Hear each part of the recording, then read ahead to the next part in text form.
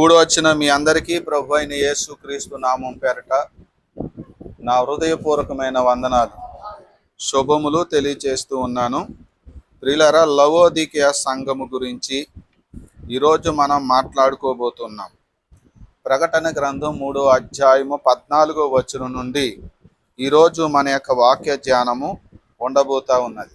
యేసుక్రీస్తు ప్రభువారు యోహాను భక్తుడికి తెలియచేసినటువంటి వరుస క్రమంలో ఈ లవోదికయ సంఘము 7వ సంఘము.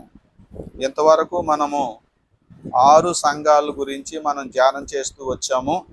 ఈరోజు మనం 7వ సంఘము లవోదికయ సంఘము గురించి, అందులో దేవుడు ఆ సంఘానికి దేవుడు చెప్పినటువంటి విషయాలను గురించి మనం ధ్యానము చేస్తూ ఉన్నాం.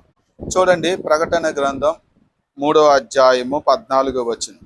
లవోదికయలో ఉన్న సంఘపు దూతకు ఈలాగు రాయుము, ఆమేన్ అనువాడును, నమ్మకమైన సత్యసాక్షియు, దేవుని దృష్టికి ఆదినైన వాడు చెప్పు సంగతులేమనగా, నీ క్రియలను నేను ఎరుగుదును, నీవు చల్లగానైనను వెచ్చగానైనను లేవు.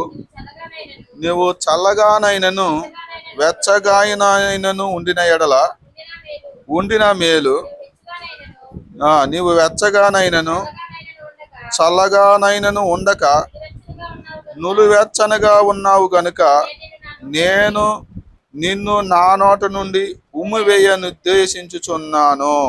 ఈ వాక్య భాగంలో ముఖ్యమైనటువంటి అనేక విషయాలు ఈ సంఘానికి యేసు ప్రభువారు చెప్పడం జరిగింది. వాటన్నిటిని ఒక్కొక్కటిగా మనము ధ్యానం చేస్తాము గనుక ఇక్కడ కూర్చున్నటువంటి మీ అందరూ యూట్యూబ్లో ఈ వాక్యాన్ని వీక్షించే ప్రతి ఒక్కరు కూడా శ్రద్ధగా వినాలని ప్రభు పేరట నేను మనవి చేస్తున్నాను. ఈ సంఘము గురించి మనం మాట్లాడుకోవలసి వస్తే, ఈ యొక్క లవోదికయ సంఘము వెచ్చగానైనను లేదట, చల్లగాను అయినను లేదట, మరి ఎలా ఉంది? నులివెచ్చనగా ఉన్నది అని అన్నాడు. ఇక్కడ నులివెచ్చని స్థితి అంటే అర్థం ఏంటంటే, ఒక వ్యక్తి బ్రతికి ఉన్నాడు అనుకోండి, అతను వెచ్చగా ఉంటాడు, అతని శరీరము వెచ్చగా ఉంటుంది. ఒక వ్యక్తి చనిపోయారనుకోండి, చనిపోయిన వ్యక్తి యొక్క శరీరము చల్లగా ఉంటుంది. కాబట్టి ఈ లవోదికయ సంఘము నులివెచ్చగా ఉన్నది అనే మాటను మనం ఎలా అర్థం చేసుకోవాలి అని అంటే, ప్రకటన గ్రంథం 3వ అధ్యాయం 1వ వచనంలో సార్దీసులో ఉన్న సంఘం అయితే చచ్చిపోయిన సంఘము అని చెప్పబడింది. చూడండి, 3వ అధ్యాయము 1వ వచనం చదివితే, సార్దీసులో ఉన్న సంఘపు దూతకు ఇలాగు రాయము, 7 నక్షత్రములను దేవుని 7 ఆత్మలను గలవాడు చెప్పు సంగతులేమనగా, నీ క్రియలను నేను ఎరుగుదును, ఏమనగా అదిగో జీవించుచున్నావన్న పేరు మాత్రం ఉన్నది గాని నీవు మృతుడవి, అంటే నువ్వు చనిపోయావు. అంటే ఆధ్యాత్మికమైనటువంటి జీవితంలో ఈ చల్లదనము మరణానికి సాదృశ్యము, వెచ్చదనము జీవించి ఉన్నాడు అనడానికి సాదృశ్యము. అలా అయితే లవోదికయ సంఘము ఎలా ఉంది? జీవించి ఉందా, చచ్చిపోయి ఉన్నదా అని అంటే, లవోదికయ సంఘము ఆత్మీయంగా సావను లేదు, ఆత్మీయంగా బ్రతికి కూడా లేదు. అంటే పూర్తిగా బతికిన స్థితిలో లేదు, పూర్తిగా చచ్చిన స్థితిలో కూడా లేదు, నులువెచ్చనటువంటి స్థితిలో ఉంది. ఆత్మీయ జీవితం గురించి సరైనటువంటి శ్రద్ధ అనేటువంటిది ఈ సంఘానికి లేనట్టుగా కనపడుతూ ఉంది. ఈనాడు చాలా మంది క్రైస్తవ జీవితంలో కూడా ఇటువంటి నులువెచ్చని స్థితిలో ఉండే విశ్వాసులు అనేక మంది ఉంటూ ఉన్నారు. వాళ్ళు ఆత్మీయంగానూ ఉండరు, వాళ్ళు శారీరకంగా కూడా ఉండరు. అటువంటి స్థితిలో అనేక మంది ఉన్నారు. వాళ్ళకి ఈ యొక్క లవోదికయ సంఘము సాదృశ్యంగా ఉందని కూడా మనం చెప్పుకోవచ్చు. దేవునికి స్తోత్రం కలుగాక. హల్లెలూయా. ఒక వ్యక్తికి వెచ్చదనము ఎలా వస్తుంది అనగా, ఒక వ్యక్తి ఆత్మీయంగా ఎలా వెచ్చగా ఉండగలుగుతాడంటే, ఏ వ్యక్తి అయితే పరిశుద్ధంగా ఉంటాడో అతడు వెచ్చగా ఉన్నట్టు లెక్క. పరిశుద్ధత కలిగి జీవించే వాళ్ళు ఎలా ఉన్నట్టు లెక్క? వెచ్చగా ఉన్నట్టు లెక్క. ఎందుకంటే బ్రతుకున్న వారిలో ఏముంటుంది? వెచ్చదనం ఉంటుంది. కాబట్టి పరిశుద్ధంగా జీవించే విశ్వాసులు వాళ్ళు బ్రతుకున్నట్టు లెక్క. అలాగే ఆధ్యాత్మిక జీవితంలో ఎవరైతే పాపంలో ఉంటారో లేక పాపం చేస్తారో వాళ్ళు చల్లగా ఉన్నారని లెక్క, అంటే వాళ్ళు చచ్చిపోయారని లెక్క. కాబట్టి దేవుని బిడ్డలారా, ఈ సంఘము ఏ విధంగా ఉన్నదో లేక నీవు ఏ విధంగా ఉన్నావో, ఈ లవోదికీయ సంఘము నీకు సరిపోతుందో, నీ ఆధ్యాత్మిక జీవితానికి మరి ఈ సంఘం యొక్క క్రియలు సరిపోతాయో, లేకపోతే ఈ సంఘానికి వేరుగా నువ్వు మంచి ఫిలదెల్ఫియా సంఘములో ఉన్నటువంటి విశ్వాసుల్లాగా ఉన్నావో నిన్ను నీవే పరీక్షించుకోవాలి. అయితే దేవుడు ఈ సంఘాన్ని గద్దిస్తూ ఉన్నాడు, కొన్ని హెచ్చరికలు ఈ సంఘానికి ఇస్తూ ఉన్నాడు. ఎందుకని? నులువెచ్చని స్థితిలో ఉన్నారు కాబట్టి. అంటే నువ్వు బ్రతుకుతావో తెలియదు, నువ్వు సత్తావో తెలియదు. కాబట్టి నిన్ను గురించి చాలా బాధపడేటువంటి పరిస్థితి. బతికితే పూర్తిగానే బతికితే బాగున్ను, లేదా సత్తే త్వరగా చచ్చినా బాగున్ను. అంతేగాని ఇటు బతక్క ఇటు సావక, ఇటు ఆత్మీయంగా జీవించక అటు లోకంలోనూ పాపంలోనూ జీవించక నులువెచ్చని స్థితిలో ఉండి ఎందుకు పనికిరానటువంటి వ్యక్తిగా ఉండటం దేవునికి అసహ్యము కలిగించింది, లేదా అసహనము కలిగించిందని మనం చెప్పుకోవచ్చు. అక్కడ ఆయన 3వ అధ్యాయం, ప్రకటన గ్రంథం 3వ అధ్యాయము ఆయన 17వ వచనం నుంచి కొన్ని మాటలు చెప్పారు. ఆ మాటలు మనం ధ్యానిద్దాం. నీవు దౌర్భాగ్యుడవును, దిక్కుమాలిన వాడవును, దరిద్రుడువును, గుడ్డివాడవును, దిగంబరుడవై ఉన్నావని ఎరుగాక నేను ధనవంతుడని ధనవృద్ధి చేసుకొనుచున్నాను, నాకేమీ కొదువలేదని చెప్పుకొనుచున్నావు. ఇందులో అనేకమైన మాటలు ఉన్నాయి. ఈ మాటల వరుస క్రమంలో మనము ధ్యానం చేద్దాం. ఇన్ని విషయాలను ఆయన చూపించి వాళ్ళని గద్దిస్తున్నాడు ఆయన. ఇవన్నీ కూడా అవలక్షణాలుగా కనపడుతూ ఉన్నాయి. కాబట్టి ఈ అవలక్షణాలు క్రైస్తవుల్లో అనేక మందిలో కూడా ఉండే అవకాశము ఉంటూ ఉన్నది. వాటిని మనము ధ్యానం చేసి మనము 7 సంఘాలలో ఏ సంఘానికి మనము సరిపోతున్నామనేది మనం పరిశీలించుకుని మారు మనసు పొంది దేవుని బిడ్డలారా, ఈ లోకాన్ని మనం జయిస్తే నిత్య జీవంలో మనం ప్రవేశించగలుగుతామని నేను మీ అందరికీ తెలియజేస్తున్నాను. మొదటిగా మనం చదివితే ఇక్కడ ఆయన ఏమన్నాడంటే నీవు దౌర్భాగ్యుడును అన్నాడు. మొదటి మాట ఏంటండి? 17వ వచనంలో ఏమన్నాడు? నువ్వు దౌర్భాగ్యుడు అంటున్నాడు ఈ యొక్క లవోదిక సంఘాన్ని. ప్రియులారా, ఎవరు దౌర్భాగ్యులు? దేన్ని బట్టి ఆయన దౌర్భాగ్యుడు అన్నాడు అని మనం ఆలోచన చేయగలిగితే 1 కొరింథీ పత్రిక 15వ అధ్యాయము 19వ వచనం చదవండి. ఈ జీవిత కాలము మట్టికి మనము క్రీస్తునందు నిరీక్షణ ఉంచిన ఎడల మనుషులు అందరికంటే దౌర్భాగ్యులమై ఉందుము. ఈ లవోదికీయ సంఘాన్ని నువ్వు దౌర్భాగ్యుడవు అని ఆయన ఎందుకు అంటున్నాడంటే, ఈ లవోదికీయ సంఘము ఈ జీవిత కాలం మట్టికే క్రీస్తునందు నిరీక్షణ ఉంచారన్నమాట వీళ్ళు. అనగా యేసు ప్రభుని నమ్ముకుంటే ఏవో మేలులు జరుగుతాయి, ఉపకారాలు జరుగుతాయని, ఆ ఉపకారాలు జరిగితే చాలు అనుకునేటువంటి విధంగా వీళ్ళు యేసయ్యని నమ్ముకుని ఈ భక్తిలో నడుస్తున్నారు తప్ప వీళ్ళు నిజంగా యేసయ్య దేవుడని, నిజంగా పరలోకం అనేది ఒకటి ఉందని, ఆ పరలోకంలో నేను చేర్చబడాలనేటువంటి ఆశలైతే మాత్రము వీళ్ళకి లేవన్నమాట. యేసయ్యని నమ్ముకుంటే స్వస్థత కలుగుతుందంట, యేసయ్యని నమ్ముకుంటే మనశ్శాంతి కలుగుతుందంట, యేసయ్యని నమ్ముకుంటే ఆశీర్వాదం వస్తుందంట, యేసయ్యని నమ్ముకున్న వాళ్ళకి కొంతమందికి ఉద్యోగం వచ్చిందంట, యేసయ్యని నమ్ముకున్న వారి వ్యాపారము దీవించబడిందంట. ఇలా రకరకాల సాక్ష్యాలు లోకంలో మనం వింటూ ఉంటాం. దేవుడు ఆయా వ్యక్తులకు వారి వారి విశ్వాసాన్ని బట్టి, వారు చేసిన ప్రార్థన బట్టి దేవుడు కనికరించి వాళ్ళకి చేసిన మేలులు, ఆ ఉపకారాల గురించి విన్నప్పుడు వీళ్ళు కూడా ఏమనుకుంటారంటే, ఆ యేసుబాబుని నమ్ముకుంటే నాకు కూడా ఏదో ఒక మేలు జరిగితే నాకు అంతే చాలు. ఈ లోకములో ఏదో ఒక మేలు ఉపకారము యేసుక్రీస్తు ద్వారా నాకు జరిగితే చాలు, ఈ లోకంలో నేను సౌఖ్యంగా సంతోషంగా నేను ఉంటే నాకు చాలు అని ఈ లోక జీవితం మట్టికే యేసుక్రీస్తునందు విశ్వాసం ఉంచారు తప్ప నేను చచ్చిపోతే పరలోకం వెళ్ళాలి అనేటువంటి ఉద్దేశంతో మాత్రము యేసయ్యను వెంబడించిన వారు కారు. అందుకే ఆయనకి వీళ్ళ మీద అసహ్యం వేసింది, లేదా అసహనం వేసింది.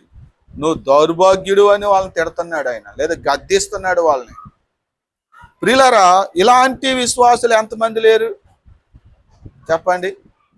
దేవుని మందిరానికి వచ్చేది ఉపకారాల కోసమే వస్తున్నారు తప్ప దేవుడు ఉద్దేశాలు నెరవేర్చిన పరలోకానికి వెళ్ళాలి అనే ఉద్దేశాలతో మాత్రం ఈనాడు చాలా మంది లేరనే సంగతి మనకు తెలుస్తుంది. కాబట్టి ఈ లోకంలో జరిగే మేలులు ఉపకారాల కోసమే నువ్వు దేవుడిని వెంబడించేవాడవైతే, వెంబడించేదానివైతే నీవే దౌర్భాగ్యుడివి, నీవే దౌర్భాగ్యురాలివి అని వాక్యం సెలవిస్తుంది అన్నమాట. కాబట్టి యేసయ్యను మనం వెంబడిస్తున్నాం కదా, యేసయ్యను నమ్ముకున్నాం కదా, బాప్తిసం పొందుకున్నాం కదా, దేవుని మందిరానికి వస్తున్నాం కదా, లేకపోతే ప్రార్థన కూటాల్లో పాలు పొందుతున్నాం కదా. ఎందుకోసం మనం పాలు పొందుతున్నాం? మేలుల కోసము, ఉపకారాల కోసమా? ఒకవేళ మేలులు ఉపకారాలు జరగకపోతే ఈ దేవుని వదిలిపెట్టేసి మరలా నువ్వు లోకంలో కలిసిపోతావా? ఆలోచన చేయండి. అసలు యేసయ్యని ఎందుకు వెంబడించావు నువ్వు? పరలోకం కోసమా, పాప క్షమాపణ కోసమా, మరి దేనికోసం? మిమ్మల్ని మీరే పరీక్షించుకోండి. ఈనాడు చాలా మందికి ఈ అవగాహన లేదు. అసలు నేను యేసయ్యని ఎందుకు నమ్ముకున్నానా అనే ప్రశ్న వాళ్ళకి రావాలి, ప్రతి క్రైస్తవుడికి రావాలి. దేవుని మందిరానికి వచ్చే ప్రతి ఒక్కరికి ఈ ఆలోచన రావాలి. నేను యేసయ్య మందిరానికి వెళ్తున్నాను, ప్రార్థనకు వెళ్తున్నాను, ఎందుకు వెళ్తున్నాను, దేనికోసం వెళ్తున్నాను? ఏయో పలానా ఉపకారం కోసమా, పలానా మేలు జరగడం కోసమా, ఎందుకోసం వెళ్తున్నాను అని మనం ప్రశ్నించుకోవాలి. కాబట్టి ఒకవేళ నీ మనసు అవును పలానా ఉపకారం ఏదో జరుగుద్దని, పెళ్ళి అవ్వట్లేదు కాబట్టి పెళ్ళి అవుద్దని, పిల్లలు పుట్టట్లేదు కాబట్టి పిల్లలు పుడతారని, పుడితే అందరూ ఆడపిల్లలే పుడుతున్నారు కాబట్టి మగ పిల్లోడు కానీ పుడతాడేమని, లేకపోతే ఏదో ఉద్యోగం వస్తుందేమని, ఇలా రకరకాలైనటువంటి అవసరాల కోసం నువ్వు వెళ్తున్నావా? ఎందుకోసం వెళ్తున్నావు? నీ మనసు ఏమని చెప్తుంది? లేదు లేదు, ఈ మేలులు జరిగితే జరుగుతాయి, లేకపోతే మానేస్తాయి, నేను మాత్రం పరలోకం చేరడం కోసం నేను యేసయ్యని నమ్ముకున్నాను అని చెప్పగలుగుతుందా నీ మనసు? కాబట్టి మనం ప్రభుని ఎందుకు నమ్ముకున్నామో ఆలోచించుకోవలసిన అవసరత ఉంది. ప్రభు త్వరగా రాబోతున్నాడు, మనమైనా వెళ్ళిపోతాము, లేదా ప్రభు అయినా వస్తాడు. నువ్వు వెళ్ళిపోయినా, నువ్వు ఇదే స్థితిలో ఉండి వెళ్ళిపోయినా నీకు నష్టమే. నువ్వు ఇదో స్థితిలో ఉండగానే ప్రభు వచ్చినా నీకు నష్టమే జరుగుద్ది. కాబట్టి ఏ స్థితిలో ఉన్నామో, దౌర్భాగ్య స్థితిలో ఉన్నామో లేక మంచి స్థితిలో ఉన్నామో మనమే పరిశీలించుకోవాల్సిందిగా ప్రభు మనకు తెలియజేస్తా ఉన్నాడు. రెండవదిగా ఆయన ఇక్కడ ఏమంటున్నాడంటే, నీవు దౌర్భాగ్యుడవును దిక్కుమాలిన వాడవును అని అంటున్నాడు. రెండో మాట, ఈ లవోదికీయ సంఘాన్ని ఏమంటున్నాడు ఆయన? నువ్వు దిక్కుమాలిన వాడవు అని అంటున్నాడు. అదేంటండి? లవోదికీయ సంఘంలో ఉన్న వాళ్ళు దిక్కుమాలి వాళ్ళు ఎలాగవుతారు? ఎంత ఎవరో లేని వాళ్ళకైనా ఎవరో ఒకరు చిన్న చుట్టమో పెద్ద చుట్టమో దగ్గర చుట్టమో దూరం చుట్టమో ఎవరో ఒకరు ఉంటారు కదా. మొత్తానికి ఎవరు లేనటువంటి ఒక అనాథలాగా నువ్వు దిక్కుమాలిన వాడు అని ఎందుకు అంటున్నాడు? ప్రియులారా, ఈ లోకంలో మనకి ఎవరున్నా, ఎంతమంది ఉన్నా, మనకు దేవుడు తోడు లేకపోతే, మనము పరిశుద్ధాత్మను పొంది ఉండకపోతే మనం దిక్కుమాలోలు అన్నమాట. ఎందుకో తెలుసా? రేపొద్దున మనం చనిపోయినాక మన శరీరాన్ని మన బంధువులు తీసుకెళ్ళి అక్కడెక్కడో గోయిలో కప్పెట్టేయచ్చు, లేకపోతే అన్యులైతే కాల్చేస్తారు కదా. ఒకవేళ అలా కాల్చవచ్చు. మరి ఆత్మను పరలోకానికి ఎవరు తీసుకెళ్తారు? మన బంధువులు తీసుకెళ్తారా? మన చుట్టాలు తీసుకెళ్తారా? ఎవరు తీసుకెళ్తారు? మన ఆత్మను దేవుడే తన సన్నిధికి చేర్చుకోవాలి, దేవుడే తీసుకెళ్ళాలి మనల్ని. అందుకనే వాక్యంలో ఒక మాట ఇలా రాయబడింది. యోహాను సువార్త 14వ అధ్యాయము 18వ వచనం, మిమ్మును అనాథులుగా విడువను, మీ యొద్దకు వత్తును. చూసారా అక్కడ ఆయన ఏమంటున్నాడు? ఆ మాట మీరు గమనించాలి. మిమ్మును అనాథులుగా విడువను అంటున్నాడు. ఆ మాట గమనించాలి. దిక్కుమాలిన వాడంటే ఎవరినంటారు? అనాథను అంటారు. ఈ లవోదికే సంఘము దిక్కుమాలిన సంఘం ఎలాగయిందంటే, ఈ సంఘానికి దేవుడు తోడుగా లేడు. మరి ఈ సంఘానికి పరిశుద్ధాత్ముడు తోడుగా లేడు. యేసు ప్రభు ఏమంటున్నాడు? మిమ్మును నేను అనాథులుగా విడువను, మీ వద్దకు వస్తాను అంటున్నాడు. అంత మాత్రమే కాదు, ఆ పైన 16వ వచనంలో ఆయన ఒక మాట చెప్పారు చూడండి. నేను తండ్రిని వేడుకొందును, మీ యొద్ద ఎల్లప్పుడు నుండుటకై ఆయన వేరొక ఆదరణకర్తను అనగా సత్య స్వరూపియగు ఆత్మను మీకు అనుగ్రహించును. 2 చేతులు పైకి స్తోత్రం చెప్పాలి. హల్లెలూయా. ఇంతవరకు నేనున్నాను మీకు తోడుగా, ఇప్పుడు నేను విడిచిపెట్టి వెళ్తున్నాను. అయితే నేను మిమ్మల్ని విడిచిపెట్టి అనాథులుగా వెళ్ళను. ఎల్లప్పుడూ మీ దగ్గర ఉండటానికి వేరొక ఆదరణకర్తను అనగా సత్యస్వరూపి అయిన పరిశుద్ధాత్ముణ్ణి పంపిస్తాను అంటున్నాడు ఆయన. దేవునికి స్తోత్రం. కాబట్టి పరిశుద్ధాత్ముడు ఈ లోకంలోనికి ఆయన వచ్చాడు. పరిశుద్ధాత్ముడు ఈ లోకంలో ఉన్నాడు. అయితే పరిశుద్ధాత్మని ఎంతమంది అయితే పొందుకుంటారో వాళ్ళు మాత్రమే అనాథులు కాదు. పరిశుద్ధాత్ముడు ఈ లోకంలో ఉన్నప్పటికీ కూడా పరిశుద్ధాత్మని ఎవరైతే పొందలేదో వాళ్ళు అనాథులు అన్నమాట. అందుకే నేను యేసయ్యని నమ్ముకున్నాను అని నువ్వు దేవుని మందిరానికి వచ్చినంత మాత్రాన ప్రయోజనం లేదు. దేవుని మందిరానికి రావాలి, కానీ పరిశుద్ధాత్మను పొందాలి. పరిశుద్ధాత్ముడు మనలో ఉన్నట్లయితే రేపొద్దున్న మనం చనిపోయిన తర్వాత మనల్ని పరలోకానికి తీసుకెళ్లేది కూడా ఎవరు? పరిశుద్ధాత్ముడే. హల్లెలూయా. చూడండి, ఒక వాక్యాన్ని చూపిస్తాను. రోమీయులకు రాసిన పత్రిక 8వ అధ్యాయము 11వ వచనం చూడండి. మృతులలో నుండి యేసును లేపిన వాని ఆత్మ మీలో నివసించిన ఎడల, మృతులలో నుండి క్రీస్తు యేసును లేపిన వాడు సావునకు లోనైన మీ శరీరము కూడా మీలో నివసించుచున్న తన ఆత్మ ద్వారా జీవింపచేయును. దేవునికి స్తోత్రం. ఇప్పుడు మీకు అర్థమైందా? యేసు ప్రభు వారు వచ్చినప్పుడు, మేఘాల మీద ఆయన వచ్చినప్పుడు, క్రీస్తు నందుండి మృతులైన వారు మొదట లేస్తారు. మొదటి పునరుద్ధానం అది. ఆ మొదటి పునరుద్ధానంలో లేపబడేది ఎలా లేపబడతారంట? ఎవరు లేపుతారంట? పరిశుద్ధాత్ముడు లేపుతాడంట. యేసు క్రీస్తుని ఎలాగైతే మరి ఆయన లేపాడో అలాగే మనల్ని కూడా పరిశుద్ధాత్ముడు ఆ మృతులలో నుండి లేపుతాడంట. కనుక ఎవరు పరిశుద్ధాత్మతో నింపబడి ఉంటారో, పరిశుద్ధాత్మను తోడు కలిగి ఉంటారో వాళ్ళు రేపు లేపబడతారు పునరుద్ధానంలో. ఎవరిలో పరిశుద్ధాత్ముడు ఉండడో వారు లేపబడరు. అందుకనే వాళ్ళు దిక్కుమాలిన వాళ్ళు, అందుకనే వాళ్ళు అనాథులు అవుతున్నారు అన్నమాట. కాబట్టి ఇప్పుడు మీకు అర్థమైందా? దిక్కుమాలిన వాడు అంటే ఎవరు? దిక్కుమాలిన వాళ్ళు పరిశుద్ధాత్మను కలిగి లేని వారు దిక్కుమాలిన వారు, వారు అనాథులు. మరి పరిశుద్ధాత్మను ఎందుకు కలిగి లేవు? నువ్వు పరిశుద్ధాత్మను నువ్వు ఎందుకు కలిగి లేకుండా జీవిస్తున్నావు?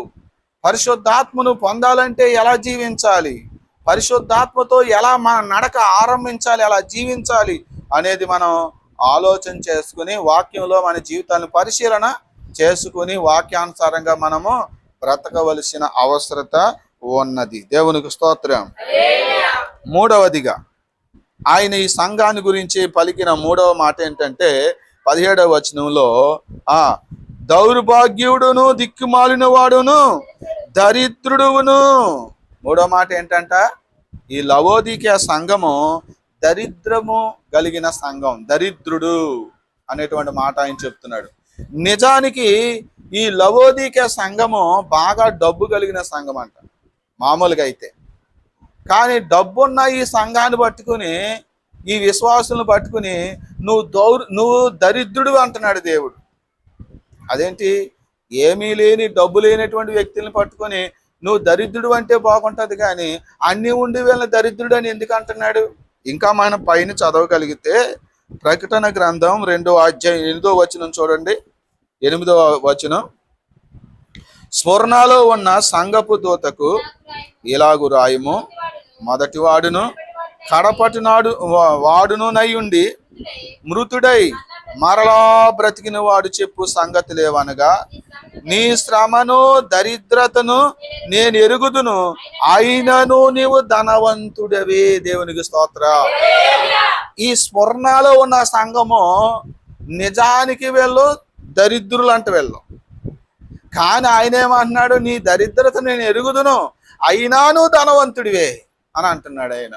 అదేమిటి, వీళ్ళనేమో ధనవంతులు అంటున్నాడు, లవోదికియా వాళ్ళనేమో దరిద్రులు అంటున్నాడు. ఏమీ లేని వారిని పట్టుకునేమో ధనవంతులు అంటున్నాడు, బోల్డ్ ధనమున్న వారిని పట్టుకునేమో నువ్వు దరిద్రుడు అంటున్నాడు. ఎందుకు ఇలా అంటున్నాడు? వీళ్ళు ఎందుకు దరిద్రులు అయ్యారు, వాళ్ళు ఎందుకు ధనవంతులు అయ్యారు అని మనం ఆలోచన చేస్తే, ఈ లోకంలో చాలామంది డబ్బు సంపాదిస్తారు, ఏవేవో సంపాదిస్తారు, బాగానే సంపాదించుకుంటారు, కానీ దేవునికి ఇవ్వరు. ఏంటండి? దేవునికి ఇవ్వరు. ఇవ్వని వాళ్ళే దరిద్రులు. మత్తయి సువార్త 6వ అధ్యాయం 19వ వచనంలో యేసు ప్రభువారు ఒక మాట చెప్పారు, చదవండి. ఆ భూమి మీద మీ కొరకు ధనమును కూర్చుకొనవద్దు, ఇక్కడ సిమిటయు తుప్పును తినివేయును, దొంగలు కన్నము వేసి దొంగిలెదరు, పరలోకమందు మీ కొరకు ధనమును కూర్చుకోండి. దేవునికి స్తోత్రం. ఎక్కడ కూర్చుకోవాలంటే ధనాన్ని? అసలు యేసు ప్రభువారు మాట్లాడుతున్న ధనము ఏ ధనము గురించి? ఈ లోకంలో మనం సంపాదించుకుంటున్న ధనం గురించి మాట్లాడుతున్నాడా? రేపు పరలోకానికి వెళ్ళిన తర్వాత మనకు పరలోకంలో ఉండబోయే ధనం గురించి మాట్లాడుతున్నాడా? మనం ఆలోచన చేయాలి. ఈ భూమి మీద ఉన్న ధనం గురించి కాదు. ఒకవేళ ఈ లవోదికియా సంఘము, ఈ వ్యక్తులు నులివెచ్చని స్థితిలో ఉన్నారు కదా, అంటే ఆత్మీయ జీవితంలో వీళ్ళు ఏమీ సురుగ్గా లేరు, ఏదో దేవుడిని నమ్ముకున్నారు అంతే, ఏదో దేవుడి మందిరానికి వస్తున్నారు అంతే, ఏ భారము వీళ్ళకి లేదు. నేను ఎలా ఉండాలి, ఎలా ప్రవర్తించాలి, దేవుని చిత్తం ఏమిటి అనే భారం, ఏ భారము లేదు. వాళ్ళు వస్తున్నారు, ఏదో ప్రార్థన చేసుకుంటున్నారు, వెళ్ళిపోతున్నారు అంతే. ఈ ఏదో మాకు దేవుడిని నమ్ముకున్నందుకు మాకు ఏదైనా మేలు జరిగితే బాగుండు అనుకుంటున్నారు అంతే. వీళ్ళు పరిశుద్ధాత్మ ఉన్నాడంట, పరిశుద్ధాత్ముడు దేవుడంట, ఆయన ఆత్మ అంట, ఆయన నాలోకి వస్తాడంట, నాలో నివసిస్తాడంట, నేను ఆ పరిశుద్ధాత్మను పొందుకోవాలంటే ఏం చేయాలి, ఇలాంటి ఆలోచనలు కూడా ఏమీ వాళ్ళకి లేవు. ఆదివారం వస్తారు, మామూలుగా అందరితో పాటు ఏదో ప్రార్థన చేసుకుంటారు, వెళ్ళిపోతారు. ఏ పట్టింపు వీళ్ళకి లేదు. వీళ్ళు బాగా డబ్బు సంపాదించుకుంటున్నారు, బాగా కష్టపడుతున్నారు, వ్యాపారం చేస్తున్నారు, వ్యవసాయం చేస్తున్నారు, ఉద్యోగమే చేస్తున్నారు, కానీ బాగానే సంపాదించుకుంటున్నారు. ఏ కొదువ లేదు వీళ్ళకి. డబ్బు బాగానే ఉంది, ఆస్తి బాగానే ఉంది, కానీ వీళ్ళు దేవునికి ఇవ్వరు, దేవుని పేరట ఏమీ ఖర్చు పెట్టరు. కాబట్టి వీళ్ళకి పరలోకంలో ఏమి లేదు, ధనం లేదు. ఇక్కడ ఆయన ఏమన్నాడు, భూమి మీద కాదు మీరు కూర్చుకోవలసింది పరలోకంలో కూర్చుకో. పరలోకంలో ఎలా కూర్చుకుంటాం మరి ధనాన్ని? పరలోకంలో ఎలా సంపాదించుకుంటాం? ఏమండి, ఇప్పుడు మీరు కోయిటే వెళ్ళారనుకోండి, మీకు కోయిటే వెళ్ళిన తర్వాత డబ్బు కావాలంటే ఎలా వస్తుంది చెప్పండి? ఇక్కడ మీరు సంపాదించుకున్న డబ్బు అట్టుకెళ్ళి బ్యాంక్ అకౌంట్లో వేస్తే మీ డబ్బు అక్కడికి వెళ్ళిన తర్వాత మారుతుంది, అంతేనా? సత్యవతి గారు ఎలా మార్చారు మీరు? ఇక్కడ మన వాళ్ళు బ్యాంకులో వేస్తారా, అకౌంట్లో వేస్తారా? అక్కడికి వెళ్ళిన తర్వాత ఆ ధనం తీసుకోవచ్చు కదా. ఇక్కడ మనకు ఒక అకౌంట్ ఉంటే దాని పేరట అక్కడ తీసుకోవచ్చు అకౌంట్. ఇక్కడ మనం డబ్బులు వేస్తే అక్కడ చేరతాయి. దేవునికి స్తోత్రం. అప్పుడు అక్కడ ఆ దేశం యొక్క కరెన్సీ మనము తీసుకోవచ్చు. ఇక్కడ మనం డబ్బులు కడితే అక్కడ వచ్చేస్తాయి. దేవునికి స్తోత్రం.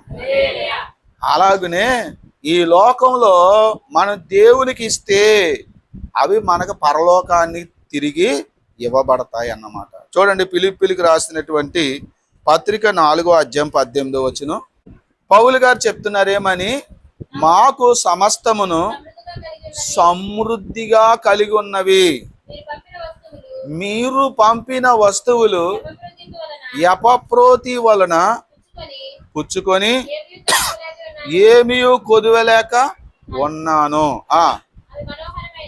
అవి మనోహరమైన ఆ సువాసనయు దేవునికి ప్రీతికరమునై ఇష్టమునైన యాగమునై ఉన్నవి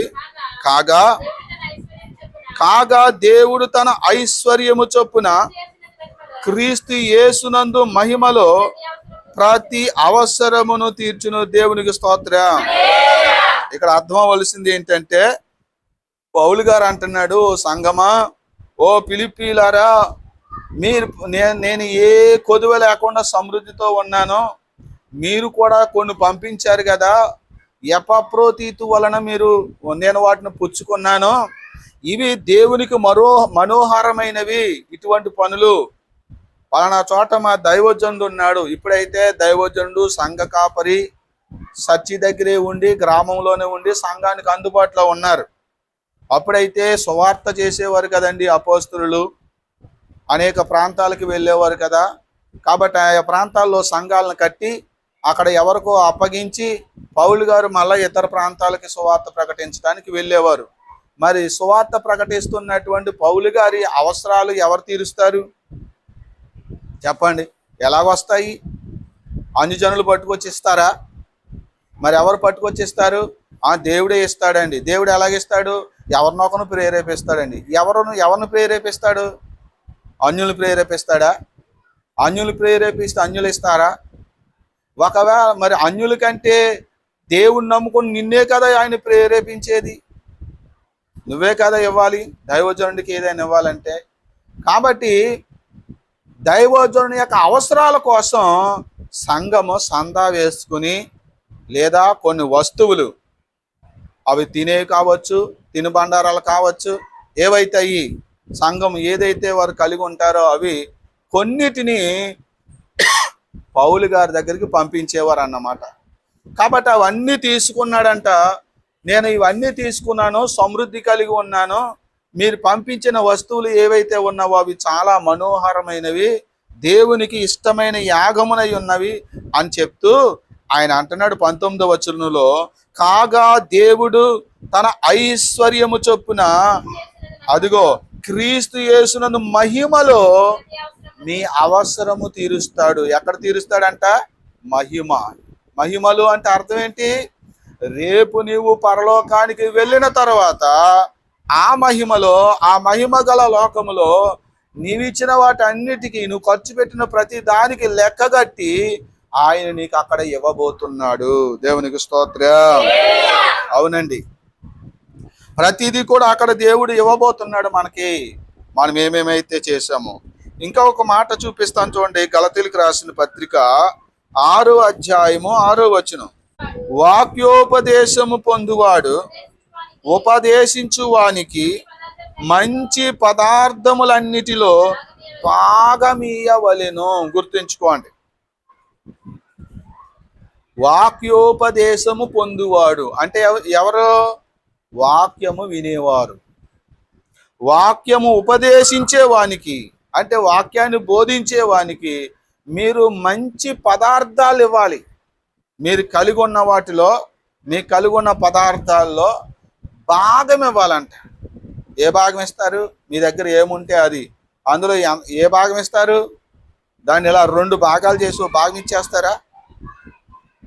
అందుకనే పరిశుద్ధ గ్రంథం ఏం చెప్తుందో మనము ఆలోచన చేయాలి. పాత నిబంధన గ్రంథంలో రాయబడిన విషయాలను కూడా మనము పరిగణలోనికి తీసుకోవాలి.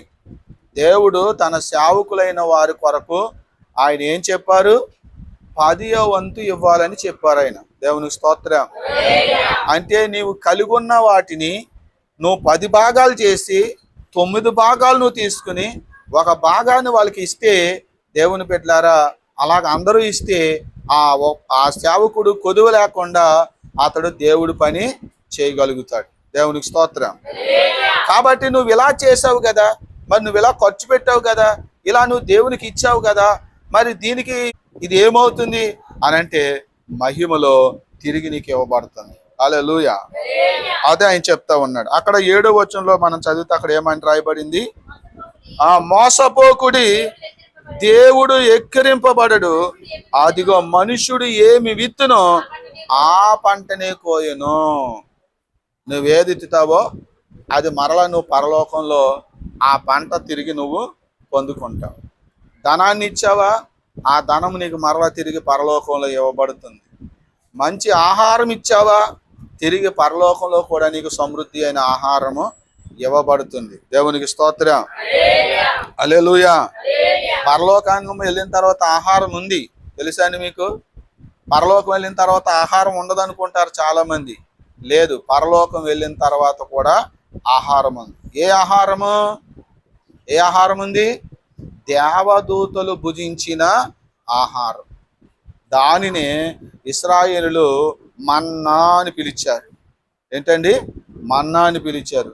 అందుకని ఈ ప్రకటన గ్రంథంలో కూడా ఆయన ఏం చెప్పాడు? మన్నాను భుజింపనిస్తాను అన్నాడు ఆయన. 2వ అధ్యాయము 15వ వచనం, సంగములతో ఆత్మ చెప్పుచున్న మాట చెవిగలవాడు వినుగాక, ఆ జయించు వానికి మరుగై ఉన్న మన్నాను భుజింపనిత్తును అన్నాడు. ఇక్కడ మరుగై ఉన్న మన్నా. మన్నా అంటే ఏంటండి? మన్నా అంటే దేవదూతలు భుజించే ఆహారం. ఈ దేవదూతలు భుజించే ఆహారాన్ని ఎవరు తిన్నారు? అరణ్యములో ఇశ్రాయేలు, పితరులైన ఇశ్రాయేలు తిన్నారు.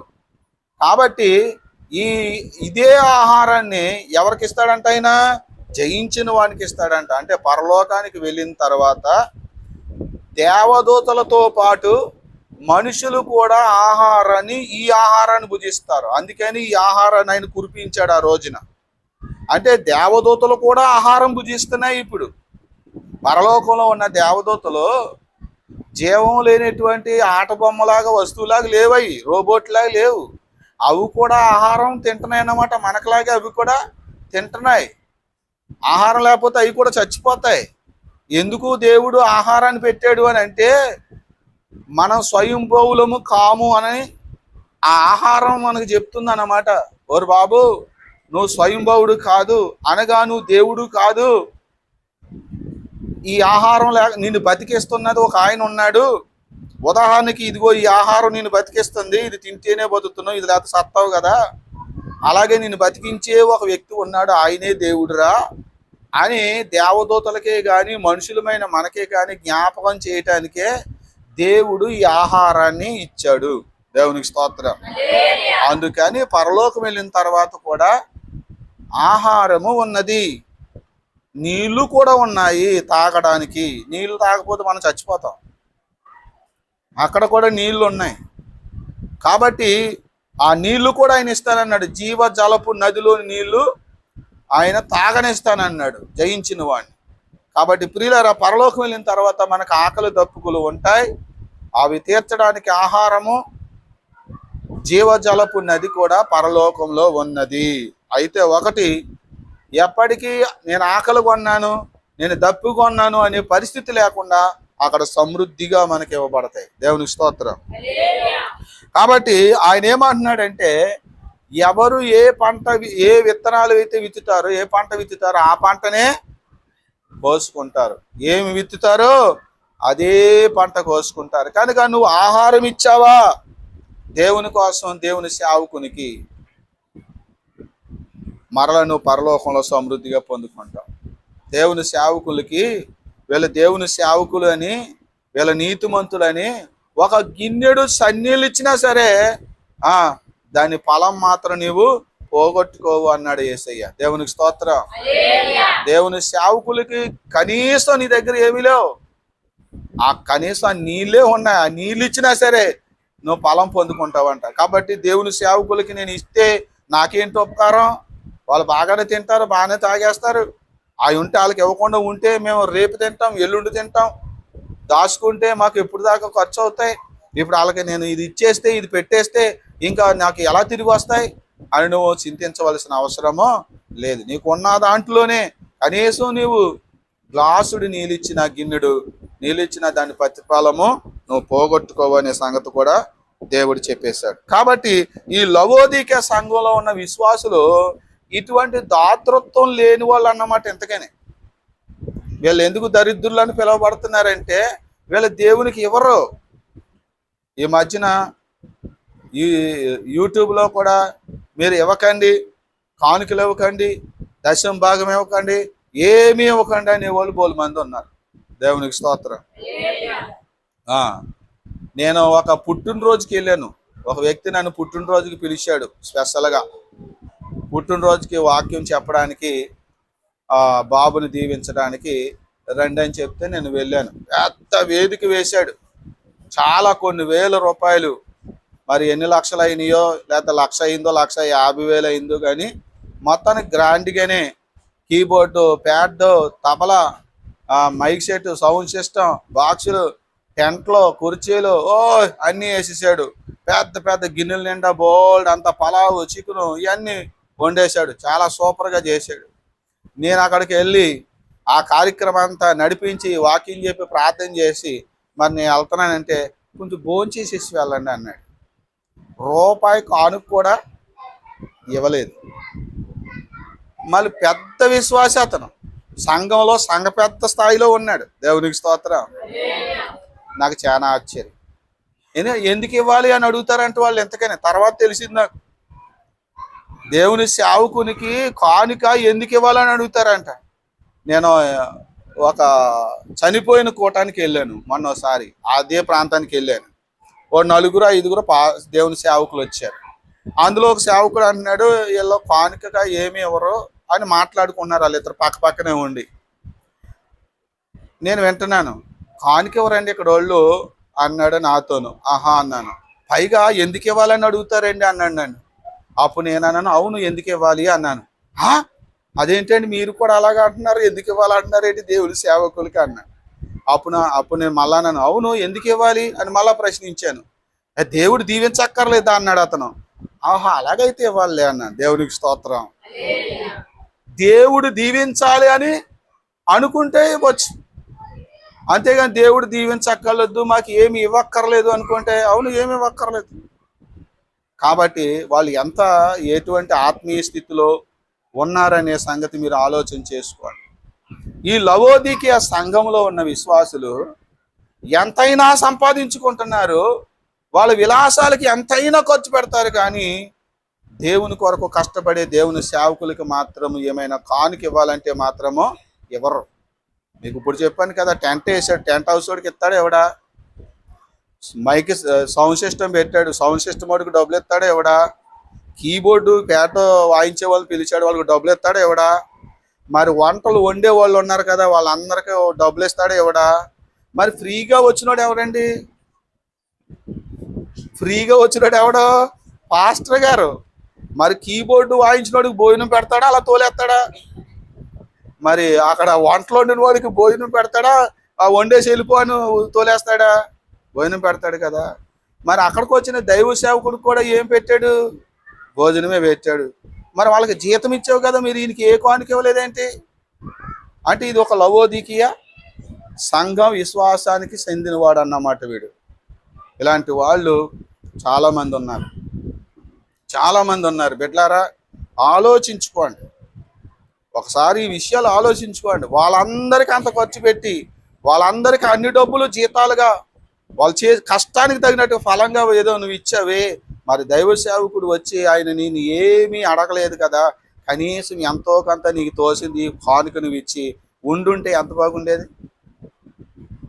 కనుక సేవకుడు అడగడు, అయ్యా ఎందుకు ఏమి ఇవ్వలేదు ఏంటండి, ఏ కానుక ఇవ్వలేదని సేవకుడు అడగడు. అడగలేదు కదా అని చెప్పేసి భలేగా ఉందని నువ్వు అనుకుంటే నువ్వు లవోదికీయ సంఘానికి చెందినవాడు అవుతావు. అప్పుడు నీకు పరలోకంలో ఏమీ ఉండవు. దేవునికి స్తోత్రం. అప్పుడు నువ్వు దరిద్రుడివి అనాలి. ఈ లోకంలో దరిద్రులు చాలామంది ఉన్నారు కదండి, తినడానికి తిండి కూడా లేదు. కాబట్టి ఆ దరిద్రత కూడా నీకు పరలోకం వెళ్ళిన తర్వాత ఒకళ్ళు చేరితే మాత్రం నువ్వు ఆ స్థితిలో ఉండే అవకాశం కూడా ఉంది. ఎక్కువ కష్టపడిన వారికి ఎక్కువ ఫలితం దక్కే అవకాశం ఉంది, తక్కువ ప్రయాసపడిన వారికి తక్కువ ఫలితం దక్కే అవకాశం పరలోకంలో ఉందన్న సంగతి మనం అందరం కాస్త అర్థం చేసుకోవాలి, లేదా ఇంకా కాస్త ధ్యానించండి ఈ విషయాన్ని. అలాగే ఆయన మరొక విషయాన్ని చెప్పాడు 4వదిగా. మొదటిది ఆయన ఏం చెప్పారంటే లవోదికీయ సంఘాన్ని నువ్వు దౌర్భాగ్యుడివి అన్నాడు. రెండోది నువ్వు దిక్కుమాలిన వాడివి అన్నాడు. మూడవది నువ్వు దరిద్రుడు అన్నాడు. 4వదిగా ఆయన ఏమన్నాడు అంటే గుడ్డివాడివి అన్నాడు. అదేంటండి? గుడ్డోడు ఏంటి, కళ్ళు బాగానే పని చేస్తున్నాయి కదా. కళ్ళు బాగా పని చేయకపోతే డబ్బు ఎలా సంపాదిస్తాడు, వ్యాపారం ఎలా చేస్తాడు, పని ఎలా చేస్తాడు, జాబ్ ఎలా చేస్తాడు? ధన సమృద్ధి కలిగి ఉన్నాడు కదా, ధన సమృద్ధి చేసుకుంటున్నాడు కదా ఇతను, ఈ లవోదికే సంఘస్థుడు. కళ్ళు లేకపోతే ఎలా చేసుకుంటాడు? కళ్ళు ఉన్నాయి, బాహ్యంగా కళ్ళు ఉన్నాయి, కానీ ఇతనికి ఆధ్యాత్మికమైన కళ్ళు లేవన్నమాట. అందుకని వీడు గుడ్డోడు. రేపు అనే ఆలోచన వీడికి లేదు, అనగా దూరదృష్టి లేదు. నేను ఇస్తున్నాను, అవి నాకు కొదువవుతాయి, ఇవి పలానా వాళ్ళకి సమృద్ధిని ఇస్తాయి అని ఇక్కడ మాత్రమే ఆలోచిస్తున్నావు. ఈ దగ్గరలో ఉన్న పరిస్థితులు మాత్రం ఆలోచిస్తున్నావు. ఈ పరిస్థితుల తర్వాత, ఈ లోకం విడిచిపెట్టిన తర్వాత, ఈ పరలోకానికి వెళ్ళిన తర్వాత అక్కడ నీ భవిష్యత్తు ఎలాగ ఉండబోతుందో దాన్ని ఏమాత్రం నువ్వు ఆలోచన చేయలేకపోతున్నావు. అనగా నీకు ఏమి లేదు, దూరదృష్టి లేదు. మనం మొదట్లోనే చెప్పుకున్నాం కదా, ఏదో యేసయ్యను నమ్ముకున్నాను, ఏదో మేలు జరిగితే చాలు అనుకున్నట్టుగాని ఈ లోక సంబంధమైన వాటి కోసమే వీళ్ళు జీవించుతున్నారు తప్ప, వీళ్ళ పరలోకం చేరాలి, పరలోకం అనేది ఒకటి ఉంది, పరలోకంలో ఇల్లులు ఉంటాయంట, పరలోకంలో కూడా ఇటువంటి క్రమం ఉంటుందంట, అది ఉంటుందంట, ఇది ఉంటుందంట, ఇటువంటి విషయాలు ఏవి వాళ్ళకి పట్టింపు లేదు. కాబట్టి వాళ్ళకు దూరదృష్టి లేదు. కాబట్టి వీళ్ళు ఏమీ ఆధ్యాత్మికంగా కూడా వీళ్ళు జీవించలేకపోతూ ఉన్నారు. ఇక్కడ మనం ఆలోచన చేస్తే పేతురు రాసిన 2వ పత్రిక 1వ అధ్యాయం 5వ వచనంలో గుడ్డోడు అని ఎవరినంటారో వాక్యం చెప్తోంది. చూడండి, పేతురు రాసిన 2వ పత్రిక 1వ అధ్యాయం 5వ వచనం. ఆ హేతువు చేతనే మీ మట్టుకు మీరు పూర్ణ జాగ్రత్త గలవారై మీ విశ్వాసమునందు, మనకంటే అండి ఏముండాలంటే విశ్వాసం ఉండాలి. ప్రతి క్రైస్తవుడికి ఏముండాలి? విశ్వాసం లేకపోతే ఆత్మీయంగా మనం బ్రతకలేమండి. ప్రతిదీ కూడా విశ్వాసం ద్వారానే జరుగుతుంది. విశ్వాసం ద్వారానే అన్నీ నడిపించబడుతున్నాయి. ఏదైనా సరే విశ్వాసంతోనే నడిపించబడుతున్నాయి. విశ్వాసానికి ఈ లోక జీవితానికి కూడా ఏ సంబంధము లేదు అంటే అది కూడా తప్పే. విశ్వాసం వేరండి, ఈ లోక జీవితం వేరండి. విశ్వాసంతో నడిపించబడడం ఏంటి అనుకుంటే అది కూడా తప్పే. ప్రతిదీ విశ్వాసంతోనే నడుస్తుంది. ఒక కుటుంబం నడాలంటే విశ్వాసమే. ఓ భార్య భర్తల కుటుంబము చక్కగా జరగాలంటే విశ్వాసమే. భార్య మీద భర్తకు విశ్వాసము, భర్త మీద భార్యకు విశ్వాసము వాళ్ళు నడిపిస్తుంది. అలాగే ఈ లోక ప్రజలు ఒక ప్రభుత్వాన్ని ఎన్నుకున్నారు అంటే విశ్వాసంతోనే ఎన్నుకున్నారు. పలానా ప్రభుత్వం అయితే, పలానా వ్యక్తి అయితే మంచిగా పరిపాలించి మనల్ని బాగా చూసుకుంటాడు, ఏ గొడవలు రాకుండా, ఏ అన్యాయాలు జరగకుండా అన్ని మంచిగా నడిపిస్తారు అనే ఆ విశ్వాసంతో ఆ పార్టీకి ఓటేసి ఆ పార్టీని గెలిపించారు. కాబట్టి ఆ పార్టీ కూడా, ఒక పార్టీ అధికారంలోకి వచ్చిందంటే అది కూడా విశ్వాసం ద్వారానే వచ్చింది. దేవునికి స్తోత్రం. అవునంటారా కాదంటారా? ఏమండి, ప్రభుత్వాలు విశ్వాసం ద్వారా వచ్చినాయా లేకపోతే అది గది వచ్చేసిందా? విశ్వాసం ద్వారా కదా. మనమందరం ఓటేస్తేనే కదా ప్రభుత్వం వచ్చింది. మనందరం ఎందుకు ఓటేసాము? పని పాట లేక వెళ్ళిపోయి ఏదో ఏదో ఆ గుర్తుకు వేయాలని వేసామా? కాదు కదా. పలానా వ్యక్తి, పలానా పార్టీ వ్యక్తి వస్తే ప్రజలమైన మనకి ఏదో మేలు చేస్తాడు, మనకి మేలు జరిగే విధంగా పరిపాలిస్తాడని విశ్వాసం పెట్టి ఓటేసాం. కాబట్టి ఆ వ్యక్తి అధికారంలోకి వచ్చాడు, ప్రభుత్వం నడుస్తుంది. అలాగే ప్రతిదీ కూడా ఈ లోకంలో విశ్వాసాన్ని బట్టే నడుస్తుంది. అందుకనే ప్రతి వ్యక్తికి ఏముండాలి? విశ్వాసం ఉండాలి. ఇక్కడ ఆయన ఏమంటున్నాడంటే, చదవండి, మీ విశ్వాసమునందు మీరు సంపూర్ణత గలవారై మీ విశ్వాసమునందు సద్గుణమునందు జ్ఞానము, అంటే మనకు విశ్వాసం ఉండాలి, అలాగే సద్గుణం ఉండాలి. విశ్వాసము సద్గుణం ఉంటేనే సరిపోదు. ఏముండాలంట? జ్ఞానం ఉండాలి. జ్ఞానం ఉంటేనే సరిపోదు. ఆశా నిగ్రహం ఉండాలి. ఆశా నిగ్రహం ఉంటేనే సరిపోదు. మనలో సహనం ఉండాలి. మనలో సహనం ఉంటేనే సరిపోదు. మనకు కాస్త భక్తి కూడా ఉండాలి. ఆ భక్తి ఉంటేనే సరిపోదు. మన సహోదర ప్రేమ కలిగి పొరుగు అని ప్రేమించే వాళ్ళమై ఉండాలి. సహోదర ప్రేమను కలిగి ఉండడమే కాదు కానీ అందరి పట్ల మనకు కాస్త దయ కూడా ఉండాలి. ఇవన్నీ అమర్చుకోవాలట. ఇవి మీకు కలిగిన ఎడల ఇవి మీకు కలిగి విస్తరించిన ఎడల ఇవి మన ప్రభు అయిన యేసుక్రీస్తును గూర్చిన అనుభవ జ్ఞాన విషయములో మిమ్మును సోమరులైనను నిష్ఫలులైనను కాకుండా చేయును. ఇవి ఎవనికి లేకపోవును. చూసారా మాట? ఇవి ఎవనికి లేకపోవునో వాడు తన పూర్వ పాపములకు శుద్ధి కలిగిన సంగతి మరిచిపోయి అదిగో గుడ్డివాడును దూరదృష్టి లేనివాడు నగును. అర్థమైందా ఇప్పుడు? జ్ఞానం లేనివారు, ప్రేమ లేనివారు, మంచి గుణము లేనివారు, దయ లేనివారు, ఆశా నిగ్రహం లేనివారు, ఏమండి భక్తి లేనివారు, సహనం లేని వాళ్ళు, వీళ్ళందరూ కూడా ఎలాంటి వాళ్ళు అంట? గుడ్డోళ్ళు. వీళ్ళకి దూరదృష్టి లేదు. అయ్యో నాకు ప్రేమ ఉండాలి, అయ్యో నాకు మంచి గుణం ఉండాలి, అయ్యో నాకు సహనం ఉండాలి, ఎందుకంటే రేపు నేను ఈ లోకాన్ని విడిచిపెట్టి మరో చోటకి నేను వెళ్ళాలి, కాబట్టి అక్కడ నా మీద దయ చూపాలంటే ఇక్కడ మనుషుల మీద కూడా కాస్త నేను దయ చూపాలి. రేపు నేను ప్రేమించబడాలంటే ఇప్పుడు నేను ఇక్కడ కొందరిని నేను ప్రేమతో చూసుకోవాలి. ఇలాంటి దూరదృష్టి వీళ్ళకి లేదు. కాబట్టి వీళ్ళు ఎలాంటి వాళ్ళు అన్నమాట? గుడ్డోళ్ళు. గుడ్డి వాళ్ళు ఏం చేస్తారు? ఎక్కడున్నవాడు అక్కడే ఉంటాడు. గుడ్డోడు తొందరపడి ఎదరికి అడుగు వేయడు. ఎందుకంటే ఏ గుంటలోనో పడతాడని ఆడికి భయం ఎలాగ ఉంటుంది. కనుక ఆ ప్లేస్లోనే సంచరిస్తూ ఉంటాడు, అక్కడే తిరుగుతూ ఉంటాడు. అవసరమైతే ఎవరినైనా చేసి పెట్టి కొంచెం నడిపించి బాబు ఇక్కడి నుంచి ఆడ తీసుకెళ్ళిన ఆయనను సహాయం కోరుకుంటాడు గుడ్డోడు. అలాగే ఈ ఆత్మ సంబంధమైన దూరదృష్టి లేనటువంటి ఈ విశ్వాసులు ఈ లోకం మట్టికే జీవిస్తారన్నమాట. అది దాని అర్థం. హల్లెలూయా. నీ మట్టుకు నువ్వు బ్రతకడం కోసమే, ఈ లోకంలో జీవించడం కోసం మాత్రమే, దానికోసమే నువ్వు బ్రతుకుతున్నట్లయితే బిడ్డ నీవు ఒక గుడ్డివాడు అని వాక్యం చెప్తుందన్నమాట మనకి. ఇది మనం అర్థం చేసుకోవాలి. ఇంకా మనం ఆలోచన చేస్తే అక్కడ ఆయన ఏమంటున్నాడు చూడండి, 3వ అధ్యాయం 18వ వచనం 19వ వచనంలో, నేను ప్రేమించు వారిని గద్దించి శిక్షించుచున్నాను. అమలారా అయిలారా, దేవుడు తన బిడ్డల్ని గద్దిస్తాడా? దేవుడు తన పిల్లల్ని గద్దిస్తాడా? గద్దించడమే కాదు, ఏం చేస్తాడంట? శిక్ష కూడా వేస్తాడు. తల్లిదండ్రులు పిల్లల్ని గద్దిస్తూ ఉన్నప్పుడు నన్ను ఎందుకు గద్దిస్తున్నారు, నన్ను ఎందుకు మందలిస్తున్నారు అని అడిగే పిల్లలు, ఇదిగో వాక్యం చూసుకోండి. ప్రతి ఒక్కరు కూడా దేవుడు అంట తాను ప్రేమించి వారిని ఏం చేస్తున్నాడు? గద్దిస్తున్నాడు. రెండవది శిక్ష కూడా వేస్తున్నాడు.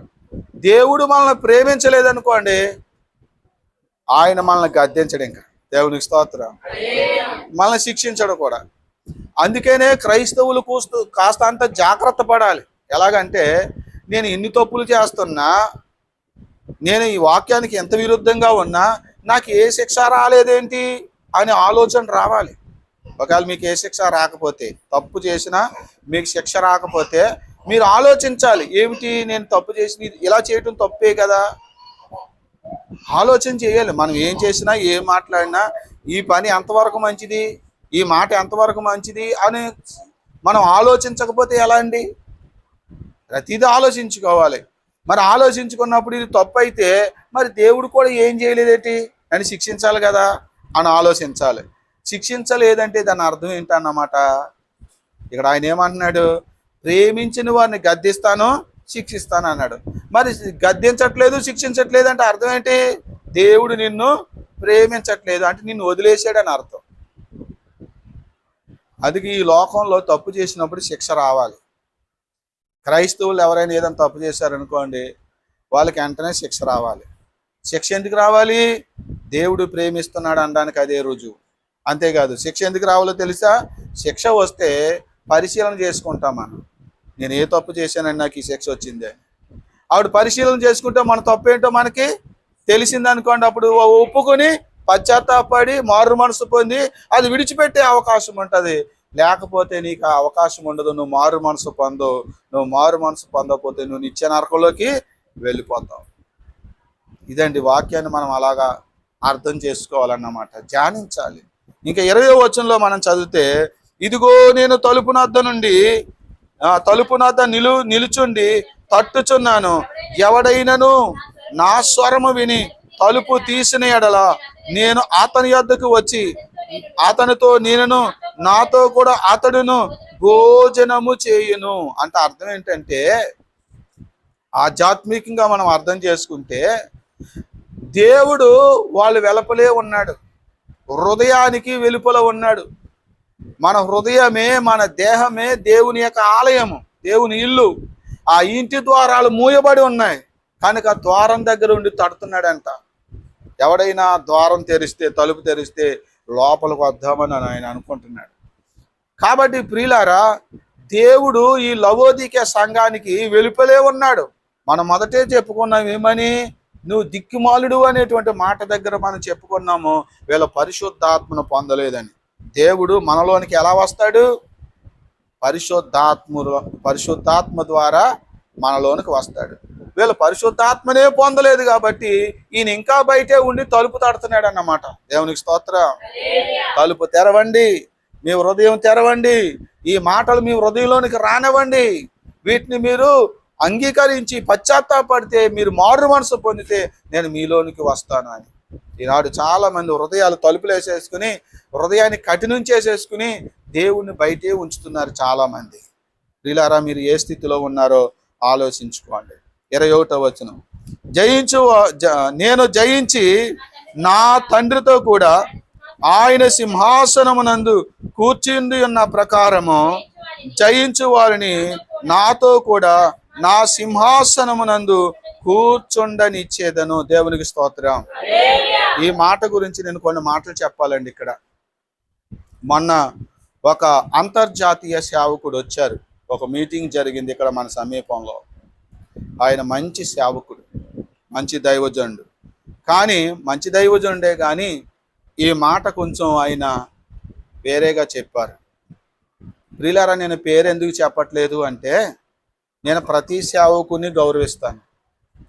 అతడు దేవుడు ఏర్పరచుకున్న సేవకుడైనా గౌరవిస్తాను, దేవుడు ఏర్పరచుకోకుండానే ఉన్న సేవకుడైనా నేను గౌరవిస్తాను, ప్రేమిస్తాను. నేను వాళ్ళ పేరు చెప్పి వాళ్ళని అవమానపరచడము, వాళ్ళని తగ్గించడం నా పని కాదు.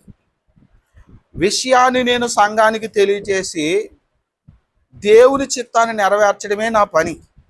అది అందుకని నా యూట్యూబ్లో మీరు ఎక్కడైనా చూడండి, చాలామంది యూట్యూబ్ పెడతారు, ఆదివారం ఆరాధన, శుక్రవారం ఆరాధన, ఆల్ నైట్ ప్రేయర్ అని చెప్పి మొదటి నుంచి చివరి వరకు పెడతారు.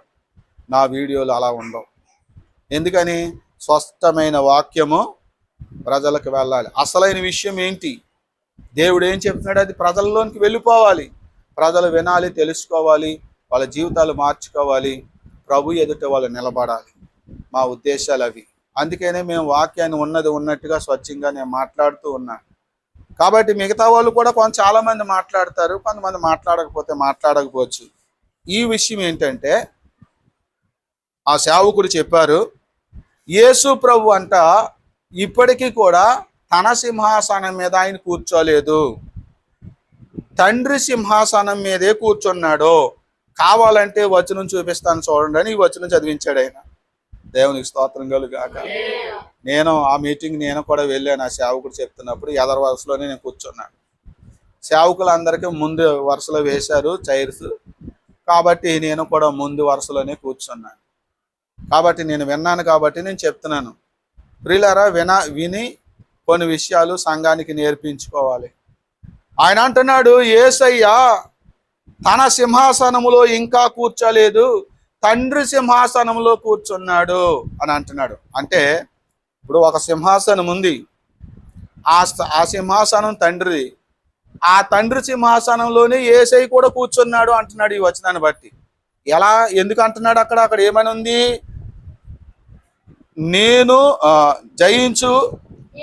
నేను జయించి నా తండ్రితో కూడా ఆయన సింహాసనమునందు కూర్చుండి ఉన్న ప్రకారం అన్నాడు. చూసి ఆయన సింహాసనమునందు అన్నాడు కదా.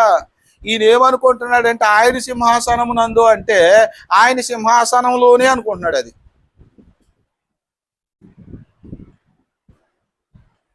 వాక్యాన్ని అర్థం చేసుకోవటంలో చాలా ఉంటుందండి.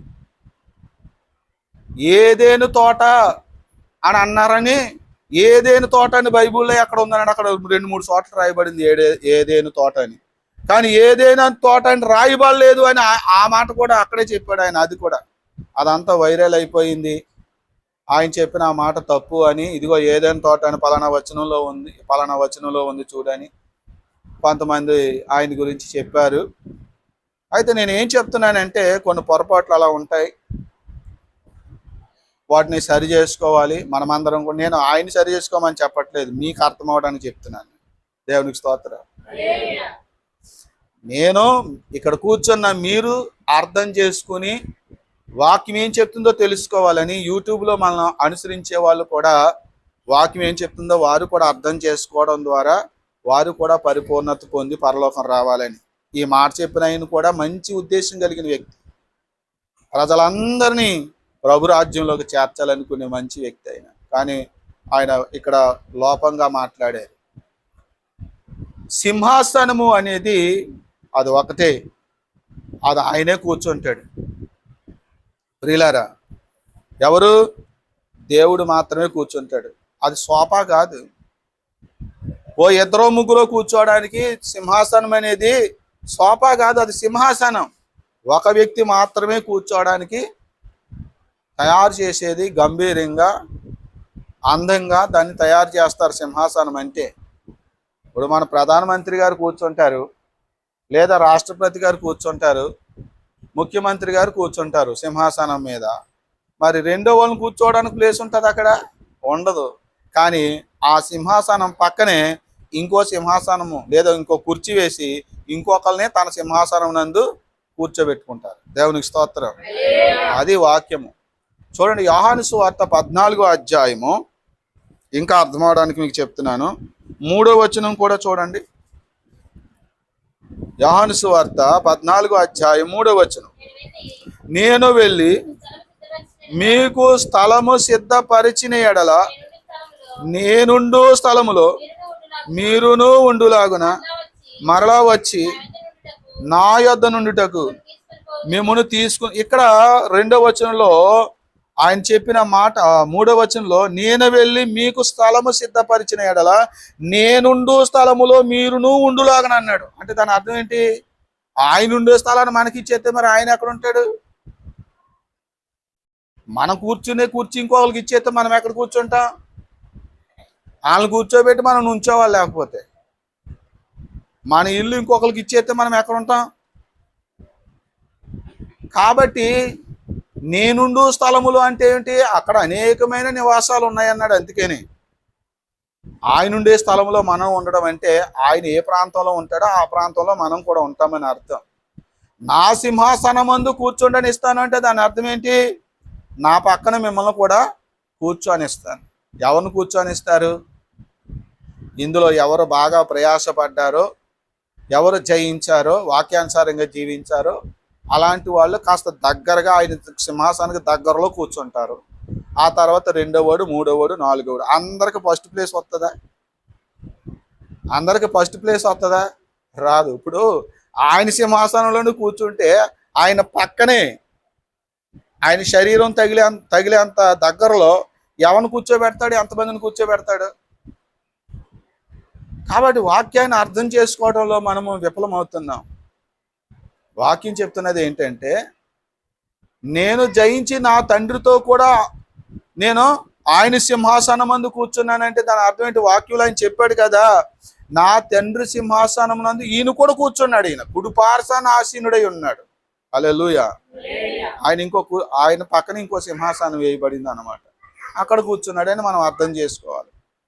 అలాగే యేసు ప్రభు కూడా రేపొద్దున ఏ స్థలంలో ఉంటాడో అదే స్థలములో, అంటే ఆ ప్రాంతంలోనే మనకు కూడా నివాసాలు ఏర్పరచబడతాయి. మనకు కేటాయించబడుతుంది ఒక స్థలం ఆయన దగ్గరలోనే. అక్కడ మనకు ఉంటామన్నమాట. కాబట్టి ఈ వాక్యాన్ని మనము అర్థం చేసుకోవాలని ప్రభు పేట మనం చేస్తున్నాం. అదే సింహాసనం మీద కూర్చోం. ఒక మాట జ్ఞాపకం చేయాలి. ఇక్కడ సాతానుకు ఒక ఆశ ఉంది.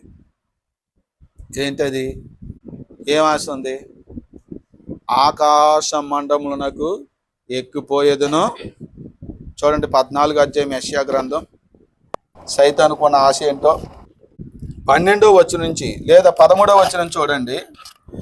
నేను ఆకాశమునకు ఎక్కిపోయేదను, దేవుని నక్షత్రములకు పైగా నా సింహాసనమును హెచ్చించును, ఉత్తర దిక్కుననున్న సభాపర్వతం మీద కూర్చుందును, మేఘ మండలం మీదకి ఎక్కుదును, మహోన్నతునితో నన్ను సమానునిగా చేసుకొందును. ఇది ఇలాంటి ఆశలు ఎవరయ్యి?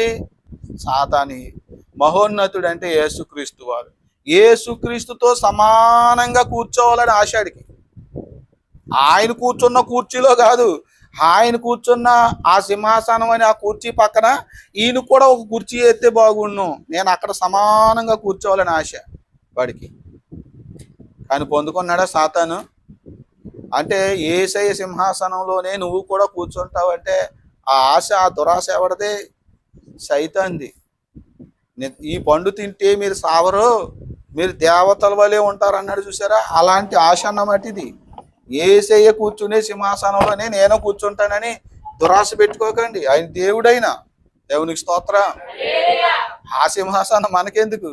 ఆయన పక్కన కూర్చుని ఆయన పాదాల దగ్గర బ్రతికితే చాలు. దేవునికి స్తోత్రం. అంత హెచ్చింపు, అంత గర్వం మనకు అవసరం లేదు, అక్కర్లేదండి. ఆయన పక్కన కూర్చునే ధన్యత ఆయన మనకు అనుగ్రహిస్తే మనకు అంతే ఆనందం. కాబట్టి ప్రియులారా, నేను నా తండ్రి సింహాసనమునందు కూర్చుండి ఉన్న ప్రకారము జయించు వారిని నా సింహాసనమునందు కూర్చుండనిత్తును అని ఆయన చెప్పిన మాట ప్రకారంగా మనం ఈ లోకాన్ని, పాపాన్ని, శరీరాశలను, నేత్రాశలను మనము జయించినట్లయితే ప్రియులారా, మనం యేసుక్రీస్తు ప్రభువుతో కూడా ఆయన సన్నిధిలో, ఆయన సింహాసనమునందు కూర్చుండే ధన్యత మనకి అనుగ్రహించబడుతుంది. ప్రార్థన చేసుకుందాం. ప్రభు చిత్తమైతే రేపు మనం మరలా 4వ అధ్యాయాన్ని ధ్యానం చేద్దాం. ప్రకటన గ్రంథం 4వ అధ్యాయాన్ని రేపు వారం మనం ధ్యానం చేద్దాం.